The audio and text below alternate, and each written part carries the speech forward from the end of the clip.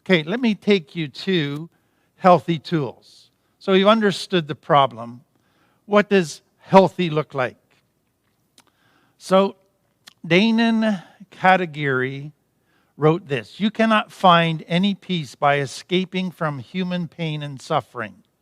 You have to find peace and harmony right in the midst of human pain."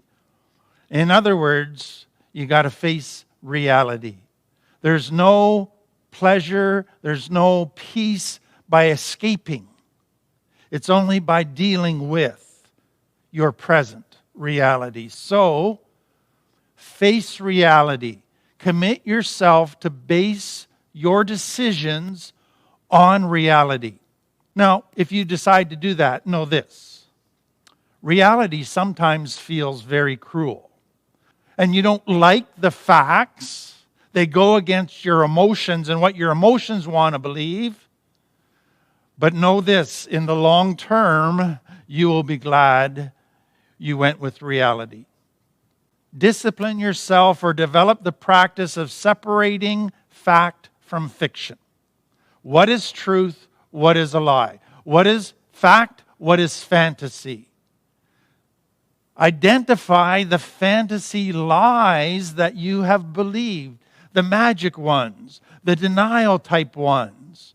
Now, you might need to have a friend who's going to help you with this, and they're going to do kind of reality checkups with you about whether you're facing reality accurately, straightforward, honestly, or whether there's some fantasy mixed in. Another thing that you might find helpful is if you think you have a fantasy type belief or something you do, write it down. You can see how crazy it can be, or just how wrong, how out of touch with reality it is. Then learn to catch yourself at the times you slip into fantasy. So you catch yourself, I'm going to fantasy. Stop yourself. Don't feed into the fantasy. And so what you're doing is you're blocking all of the access points to your fantasy world so that you more and more train yourself to live in reality. So know that this is a slow process. You're not going to do this perfectly overnight.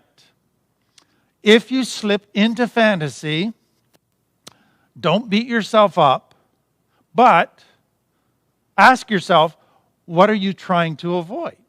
Because that's what triggered you. And once you've identified that, then you go, okay, I've been wanting to have a better, healthier life, and so this situation here is what's causing me to be triggered and wanting to escape. What could I do to better this situation? What actual steps can I take? So very practical stuff.